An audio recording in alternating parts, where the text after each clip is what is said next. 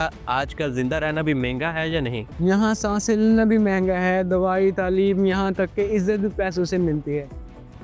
इज़्ज़त इसमें है कि आप ज़िंदा रहें, इसको जीना नहीं बोलेंगे। जब तनख्वाह वही रहेगी और चीज़ों के रेट दोगुना हो जाएँगे, तो एक आम इंसान के लिए गुज़ारा करना, सर्वाइव करना बहुत ज़्यादा टफ़ हो जाएगा। तो वो इस मुआशरे में सर्वाइव कर ही नहीं सकता। उसके लिए सिवाय बैरून मुल्क जाकर मेहनत मज़दूरी करने के, पाकिस्तान में उसके पास कुछ नहीं रखा। अब एक चीज़ जिसका रेट दोगुना हो जाता है और उस इंसान की सैलरी फ़िक्स होती है, तो उसका गुज़ारा कैसे होगा? फॉर एग्ज़ाम्पल उसकी 1000 रुपये दिहाड़ी है और आटे का थैला कितने का है, 1200 का लगा लें आप। तो वो एक दिन में एक दिहाड़ी लगाकर 1200 का आटे का थैला खरीदता है। तो फिर कैसे गुज़ारा होगा? ये गुज़ारा नामुमकिन है। इसको जीना नहीं बल्कि ज़िंदगी पर एक बोझ डालना कहते हैं। जो बोझ दिन ब दिन बढ़ता जा रहा है, ना कि कम हो रहा है।